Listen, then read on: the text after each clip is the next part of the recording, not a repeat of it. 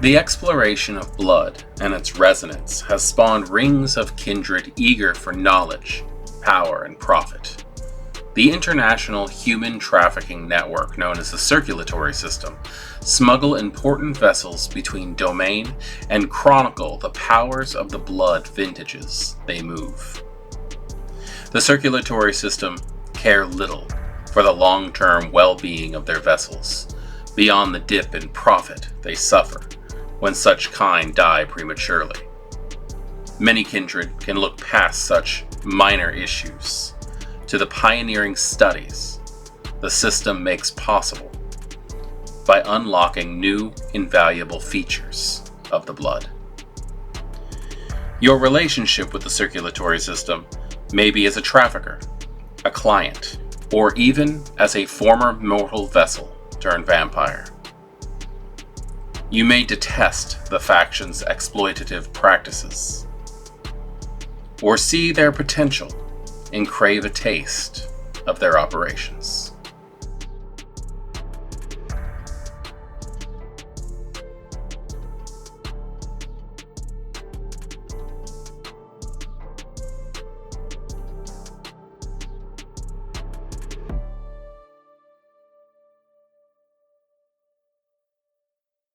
Greetings, kindred. I am voivodemekhet, and we are continuing along our look into the lore sheets found within the core book of Vampire the Masquerade 5th edition.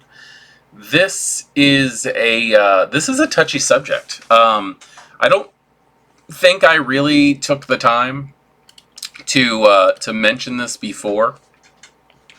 When I went over the circulatory system before, but the fact is we're dealing with a very, very dark subject matter here, and this is Vampire the Masquerade. This is in fact the world of darkness. So when you are playing this game, you are going to come across things that are not pleasant, and right now we're dealing with human trafficking in game. You could be part of it. You could be profiting from it. I've seen plot lines completely built around the concept of dismantling human trafficking. I've participated in a plot line completely wrapped around the idea of dismantling the circulatory system in general, because these are the vampires who have thrown off what humanity actually is and are now treating humans like cattle. But it is a part of the game, and it also makes a lot of sense if you're playing characters that live off of the blood of humans, that they are going to try to systematically make it easier to feed. They are going to find ways to profit off of it, especially when you're talking about kindred and how really everything becomes a resource over time when it really comes to who these individuals are. So, just like every other lore sheet, we're just going to go ahead and look at the numbers and see exactly what you get when you invest in levels or points of the circulatory system. Investing 1 point into this lore sheet gets you tapping into the system. Once per story, you can request specific blood vessels from the circulatory system to convey certain abilities, or to provide for a Ventru who finds their feeding preferences neglected in the domain. So this is the basics of what the circulatory system does. It basically marinates the food and gets them ready for specific types of needs. The Ventru here being a perfect example of sometimes you need to have specific types of food. Sometimes you're trying to get a specific resonance. But the idea that this could be used to help you to like learn new disciplines and things like that, with the way that the resonance aspect of vampire works. Now, I can also see a lot of people just ignoring resonance altogether, but I tend to enjoy using it a lot. And you may even be able to utilize the circulatory system to try to find dyscrasias, to get a little bit of a oomph when it comes to utilizing what your blood's true potential is. Investing 2 traits into this lore sheet gives you Little Black Book. You have come into the possession of one of the system's Little Black Books. These books contain records of blood experiments and theories on the power of select vessels' blood. The storyteller determines the book's accuracy on specific matters. In general, it adds 1 die to investigation, alchemy, medicine, or science tests to track down or test a specific vintage.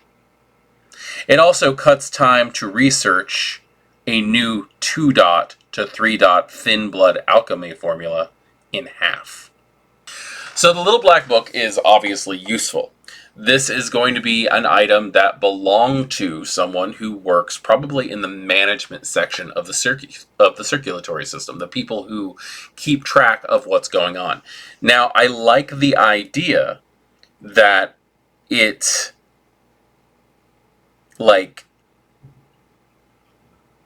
adds a die to investigation involving those different skills. Now, those skills are investigation, alchemy, medicine, and science tests. The idea of being able to study better with more source material is really the whole idea on this. But the idea that it cuts the time in half to research 2 or 3-dot level alchemy for thin bloods. That's a lot. This is a very big advantage when it comes to with the way that thin bloods work, because blood alchemy it's a terrifying new power, but it's also not very well understood, and any character who's coming in with it really should be fumbling along. So the fact that there is something here that can help them learn better is I think it's a great additive, and it also gives something to thin bloods, which I kind of feel like they need more of, if anything, for just more incentive to play a thin blood. I've actually talked to a lot of people recently about how thin bloods just aren't their cup of tea, but I do see a lot of interesting potential.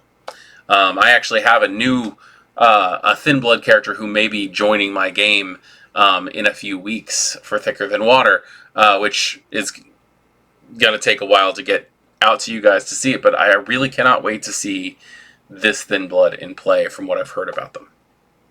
Investing 3 traits into this lore sheet gets you Farm Upstate.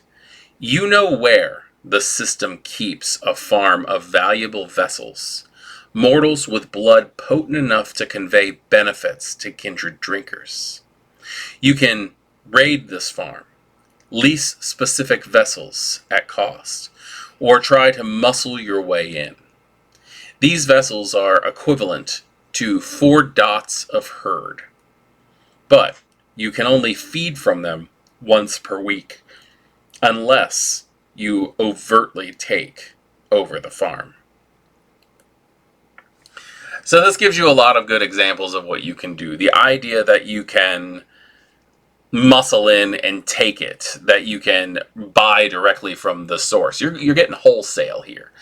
The idea that it's a 4-level herd also, but you can only feed from it once a week is, I guess you could try slipping your friends in. There's a few different ways that you could probably handle this. This gives me just eerie feelings also when you stop and think about how these people might be kept. It brings me back to I think it was one of the Blade movies where they were just picking up the people who would not be missed in cities and shrink wrapping them, keeping them fed and comatose so that they could just drain them. It brings me into that kind of thing. It's a very interesting concept, and you get into some pretty dark areas of the world of darkness when you consider the circulatory system in general. Investing 4 traits into this lore sheet gets you Secure Transit. The circulatory system uses armored vans and armed Gould drivers to transport vessels from A to B. These protected modes of transit are more than simple security vans. They bristle with weapons and sometimes contain incredibly valuable vessels destined for important buyers. You have access to one of these vans.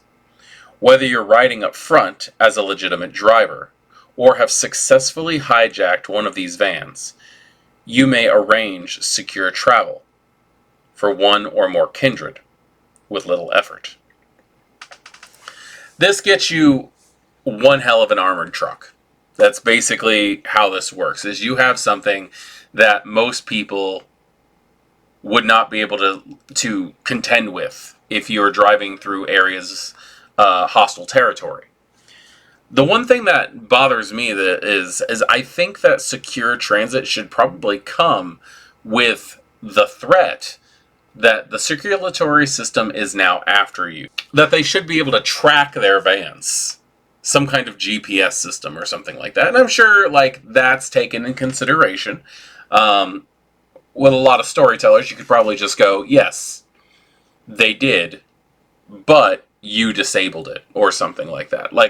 But I do feel like if you're stealing a truck from the circulatory system, there does come risk with being basically put on a list for some very powerful and terrifying kindred. Investing 5 points into this lore sheet gets you Blood Sommelier. You know the circulatory system's secret methods for taste, analysis, and refinement, and you can replicate them. Perhaps you own a blood laboratory, have an alchemist or blood sorcerer on call, or you just stay au courant on aficionado gossip. You can add 2 dice to any test to discover the resonance of blood, and you can select 3 dots of contacts, allies, or the Haven merits to explain your knowledge. Once per story, you can ask the storyteller the properties of the most valuable vessel's blood. Blood Sommelier makes you basically like the gourmand of vitae, or of blood.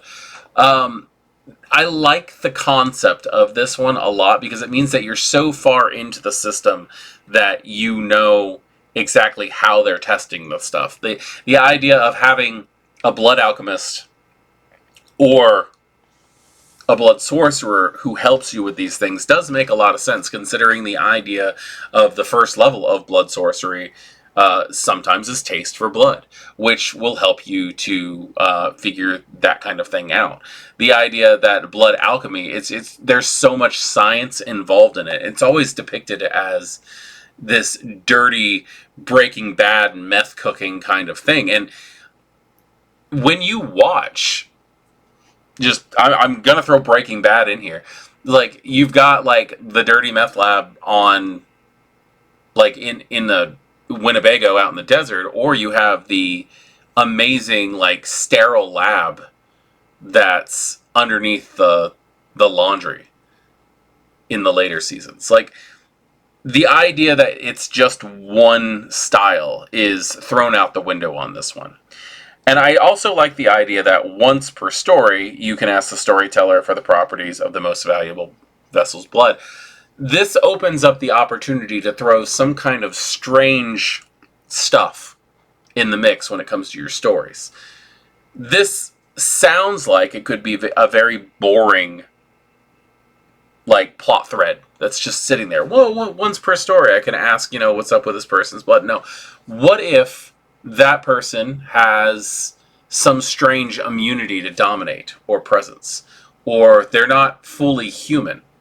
They're somehow connected to another supernatural. This right here allows you to get a lot more information with that. And this is another example of, I urge storytellers out there to look at the lore sheets that your players are taking and use them as what your characters are looking for in a game. Because this right here opens that up completely. Anyway, so that right there is our look at the circulatory system for Vampire the Masquerade 5th edition. This lore sheet can be found in the core book, and it's a very interesting, dark topic because we are talking about human trafficking. And including that kind of thing into the game can be one of those things where you're going to want to check with your players about their lines and their veils. I am voivodemekhet. Thank you for joining me, and hopefully we can get the next one out fairly soon. I'm looking forward to that one. We're going to be going over the Convention of Thorns. So, I will see you all next time. Good evening.